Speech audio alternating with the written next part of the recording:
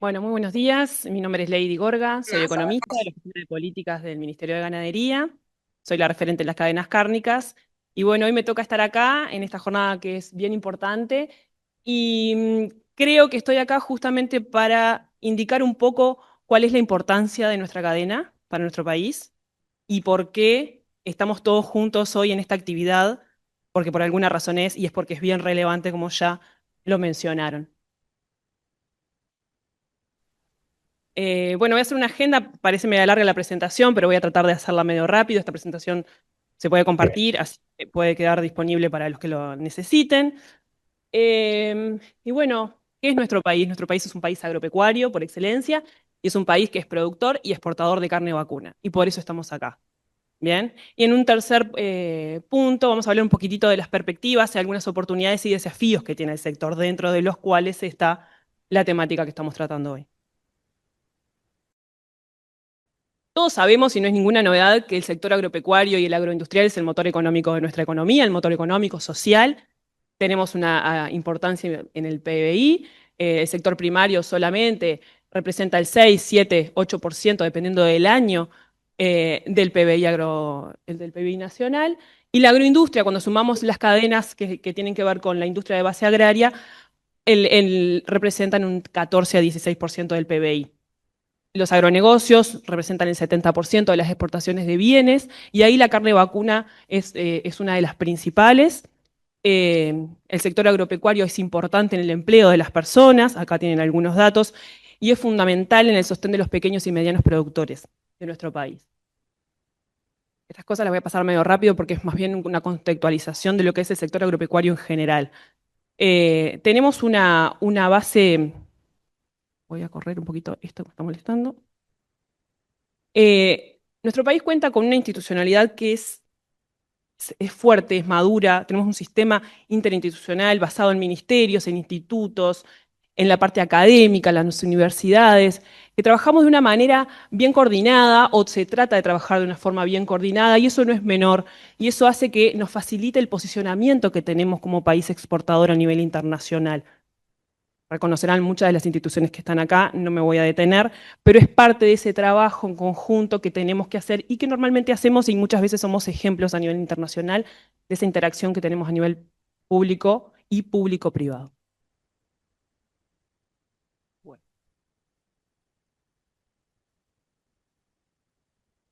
no quiere pasar.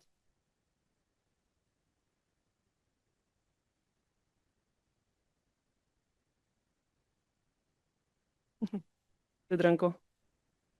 Bueno, ahí.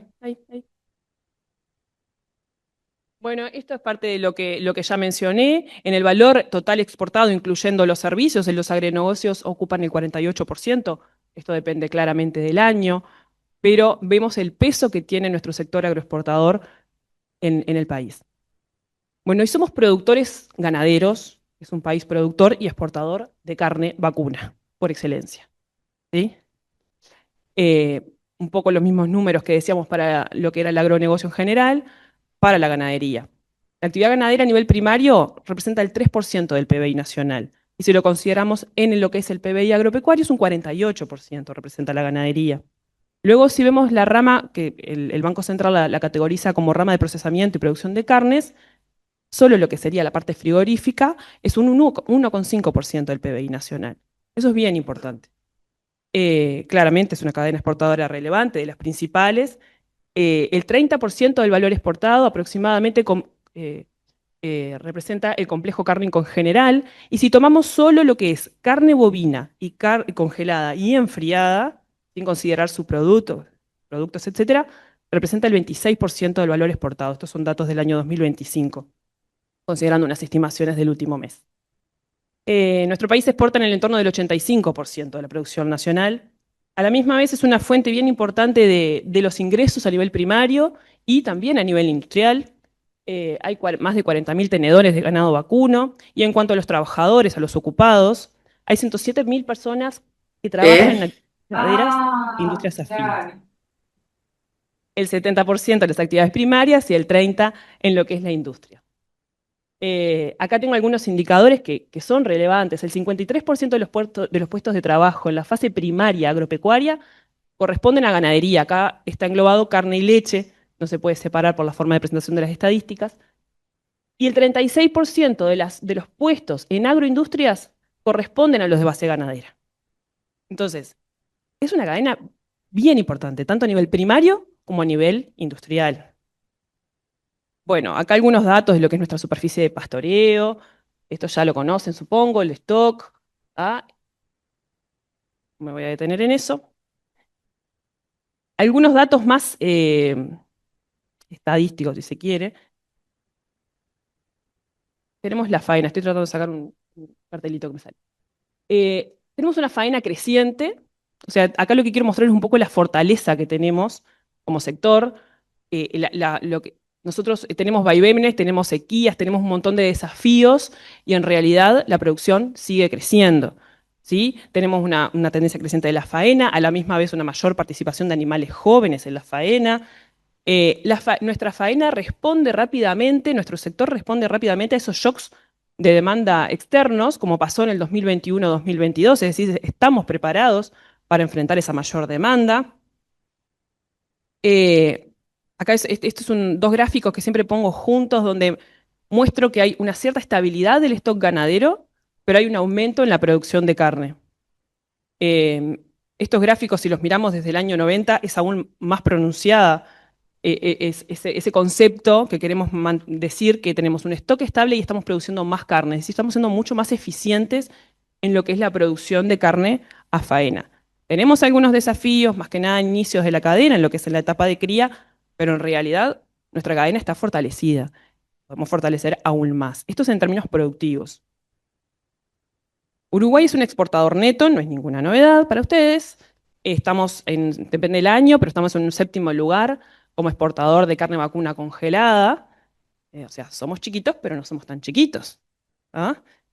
Acá en los mapas tienen los destinos de exportación de la carne congelada arriba y enfriada debajo. Vemos que somos importantes y exportamos a muchos destinos. Accedemos a más del 50% del mercado internacional de carne vacuna con mercados bien importantes para nosotros, como lo son China, son la Unión Europea, Estados Unidos, Brasil, etc. En los últimos años se ha exportado a más de 80 destinos, 85, 88, dependiendo. O sea, tenemos un abanico de mercados importantes a los cuales llegamos, de los mercados más exigentes. ¿Tá? Entonces, bueno, es bien importante tener eso en mente, decir, no solo producimos carne, ¿ah? Producimos, exportamos y nos posicionamos a nivel internacional como un jugador importante. Y lo que tengo acá en negrita es algo que parece como bastante obvio, pero lo tenemos que tener bien en cuenta. Los movimientos de los mercados internacionales, de la demanda, de las preferencias de los consumidores allá en Europa, en China, las normas sanitarias, las de inocuidad, las ambientales, todo eso y mucho más impacta directamente en nuestra ganadería. No impacta solo en los frigoríficos o en lo que tiene que vender, eso después termina en el productor, en el que está trabajando en el campo. Si nosotros no producimos, hay un concepto que lo mencionaron recién, que es una sola salud. Hay que producir considerando ese enfoque. Hay que tener ese enfoque más integral, holístico, decir, bueno, cuidamos la salud de los recursos naturales, del ambiente, de la sanidad animal, de la salud humana y la salud vegetal. Ese concepto de una salud en los sistemas alimentarios es fundamental y nosotros lo trabajamos, lo cumplimos. Sin embargo, tenemos varios desafíos. Y eso es lo que nos piden los mercados internacionales cuando vamos a presentarnos y cuando estamos vendiendo. Hay que atender todos esos frentes, hay que tenerlos todos equilibrados para seguir teniendo todo lo que mencioné antes. Bueno, acá hay algunos datos de exportaciones de carne vacuna. Hay una tendencia creciente de las exportaciones también, obviamente, más valor, porque hay un mayor precio y también una mayor cantidad. Exportamos, en cuanto a volumen, un 90% carne congelada y un 10% enfriada, pero en términos de valor, obviamente, aumenta el peso de lo que es la carne enfriada. Tengo algunos datos ahí de los valores que se exportaron en este último ejercicio ganadero, pero no voy a... Este gráfico, el que muestra un poco lo que es la evolución de las toneladas exportadas en peso carcasa, viendo los destinos. Y ahí vemos cómo cuando los destinos van cambiando, porque, por ejemplo, China llegó a representar un 68% de las toneladas exportadas peso carcasa, cuando China se complicó, tuvimos esa flexibilidad de cambiar de destinos, a quien nos pague mejor o a quien, ¿no?, convenga en el momento. Hay que recordar que hay que exportar todo el animal. Entonces, mantener este gráfico siempre así, quizás con mayor diversificación, etcétera, no es menor, no es menor. Y acá no están no están los valores, están el volumen. Si miramos los precios, esto es también no solo entrar en los mercados, sino entrar con un precio promedio mejor que los competidores. La línea que es más celeste, supongo que se llega a ver, es la que está un poquito más arriba, continua, eso somos nosotros. Eso es el precio medio de nuestras exportaciones de carne vacuna congelada, deshuesada, que es lo que mayormente exportamos. Eso es parte del resultado de todo lo que vimos antes. Es de todo lo que hacemos bien, es de la calidad de la carne, es de la seguridad que damos en los mercados, es al tipo de mercado que accedemos, ¿tá? Y esto es un promedio, y bueno, vemos que estamos por encima, en muchos momentos, y la mayoría lo diría, de los competidores. Bueno, esto es parte de lo que también sostiene nuestro estatus o nuestra ubicación como productores y exportadores de carne vacuna. Tenemos muchas fortalezas, muchas capacidades, muchas están basadas en bienes públicos, muchas están basadas en la responsabilidad privada que acompaña esa política pública que trata de fomentar un buen estatus sanitario, una buena inocuidad, una buena genética, el cuidado de los recursos naturales, muchos legislados, las buenas prácticas agrícolas que también acompañan.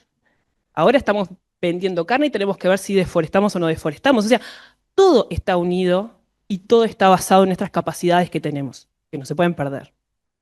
También, obviamente, la trazabilidad nacional obligatoria en vacuna es nuestra bandera, nuestro faro, pero bueno, no podemos, o sea, hay otras cosas que también tenemos que tener en cuenta.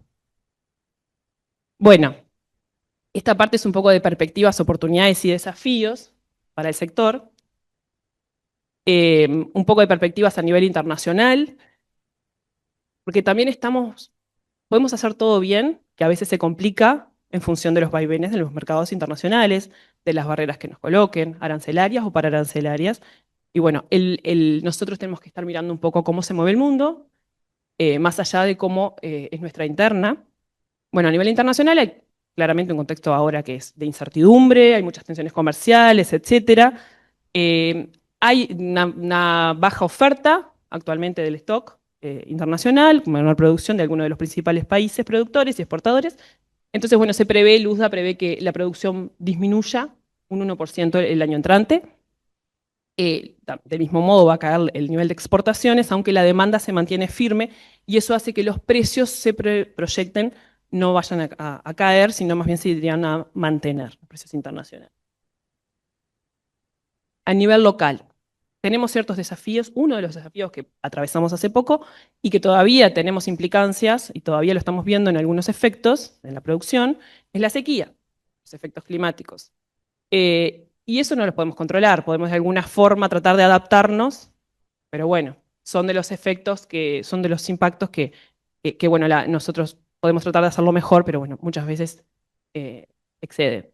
Y bueno, todavía se ven algunos efectos de esta sequía, esos terneros que no nacieron probablemente se está notando y se va a notar un poquito más esa falta de oferta. Por suerte ya se retomó la senda, o una buena senda de procreo, este año pasado y el que viene también va a haber un buen stock de terneros, la demanda externa se va a mantener fuerte, los precios van a seguir elevados, ya lo mencioné, vamos a tener el desafío de que los corrales de engorde sean los que traten de sostener la producción. Y bueno, hay como una lucecita buena en cuanto a lo que es acceso internacional, hay nuevos y mejores oportunidades en función de los acuerdos que se están firmando, que se supone que se van a firmar, etcétera. Entonces, bueno, eso nos abre eh, ciertas perspectivas positivas. El país tiene muchas oportunidades y muchos desafíos a la vez. Y en todos estos temas hay oportunidades y hay desafíos. en mejoras de productividad, en la sanidad animal, ni que hablar, y por eso estamos acá, en la inserción internacional, la sostenibilidad ambiental, la adaptación al cambio climático, trazabilidad, adopción tecnológica, innovación, financiamiento. Todo esto, si uno lo piensa, tenemos muchas oportunidades como país, muchas oportunidades en nuestras políticas, en el accionar privado también, pero también tenemos muchos desafíos. Voy a mencionar algunas de las políticas, vengo del ministerio, como menciono políticas, pero es bien importante saber qué se está trabajando y en qué nos va a redundar eso y en qué hay que poner foco y también seguir trabajando de forma articulada. Y hay varias acciones que voy a mencionar ahora, que son de las últimas, no quiere decir que no se desconozcan anteriores, que contribuyen a consolidar nuestra competitividad del país y a enfrentar los desafíos. Muchas veces estamos pensando en aumentar la competitividad, etcétera, pero hay que enfrentar esos desafíos que vienen y nos tienen que encontrar bien parados. Bueno, mencionaba al inicio que tenemos aumentos de productividad en la cadena en general, de producción, pero tenemos algunos desafíos a nivel de la cría. Bueno, para esto estamos trabajando en el programa ProCría. Se está fortaleciendo la trazabilidad, que es nuestra bandera insignia, pero que se debe mejorar. Eh, Se debe trabajar en sanidad animal, en particular el plan de la Nacional de Lucha contra la Garrapata. Y en cuanto a acceso a mercados, eso es lo que les decía, se abren un montón de cosas buenas, o se está justo terminando también en algunos esfuerzos que venían de hace muchos años, como la firma del acuerdo del Mercosur, con el EFTA, el inicio de negociaciones para el Tratado del Transpacífico, la apertura de nuevos mercados como Filipinas, Malasia, Ucrania, y la clasificación de Uruguay como país de bajo riesgo ante la normativa de la Unión Europea de no deforestación. Eh, Ella se está trabajando, se trabajó en una plataforma, etcétera, y bueno, estamos siempre tratando de anticiparnos y de prepararnos para lo que nos exigen los mercados. Esto ya estoy cerrando, quizás fui muy rápido, pero les quiero mostrar un estudio que hicimos en OPIPA. Juan Baraldo es un compañero de OPIPA conmigo. También colaboró Rafael Carriquire del Instituto Plan Agropecuario y en particular acá Servicios Ganaderos, Carlos Fuelles y Leticia Luengo, que fueron fundamentales para nosotros, somos economistas, y esos nos ayudaron a hacer una estimación a pedido del ministro de las pérdidas que ocasiona la garrapata a nivel productivo. Y bueno, hicimos un estudio en el cual lo que está en el cuadro son los ítems que consideramos, los que pudimos estimar de alguna manera. La intención es tener un modelo que esto sea actualizable y que podamos determinar y cuantificar qué perdemos, qué pierde el país por este problema. Y esto es una parte. Bueno, llegamos al cálculo de que se pierde anualmente unos 92 millones de dólares, lo que aproximadamente es un 3,4% del valor que producimos de carne primaria, o sea, es un montón. En el artículo, acá cito el anuario de OPIPA, porque en el anuario de OPIPA que se publicó ayer, se presentó ayer, está el estudio publicado si les interesa. Ahí van a ver que hicimos cierta simulación de un rango de incertidumbre de estas pérdidas, obviamente son basadas en supuestos, datos también que tenemos cuantificables. Bueno, hay un rango de incertidumbre de esas pérdidas entre 61 y 109 millones de dólares. Hay pérdidas que tienen que ver mucho con lo productivo, dentro de lo principal, que es la mortalidad del ganado y la pérdida de peso. Otros son costos que no deberíamos de tener si no tuviéramos el problema tan fuerte como, por ejemplo, la mano de obra o los insumos veterinarios. Entonces, bueno, esto no es menor. Y otros componentes de pérdidas y costos que no cuantificamos, está todo este listado, pero quiero resaltar el primero, que por eso es la jornada, es la potencial pérdida de mercados por el riesgo de la pérdida de inocuidad por los residuos que quedan en la carne. Esto es muy difícil de cuantificar. Podemos hacer un montón de escenarios, pero bueno, Álvaro va a profundizar un poco más en eso quizás, pero eh, podemos perder todo lo que dije antes, se puede perder por esto, en mayor o menor medida. Se puede perder por un tiempo corto o no. Somos buenos exportadores, somos importantes, somos el séptimo, pero si nosotros perdemos un mercado no es lo mismo que lo pierda Brasil. No vamos a tener quizás la misma fuerza. Entonces, no es menor. Tenemos los 92 millones de dólares que estimamos de pérdidas, lo que se puede cuantificar, pero acá hay un montón que no se puede cuantificar, o es más difícil, o podríamos tirar un montón de números. Pero creo que todos más o menos nos damos cuenta de lo que podemos perder. Bueno, muchas gracias.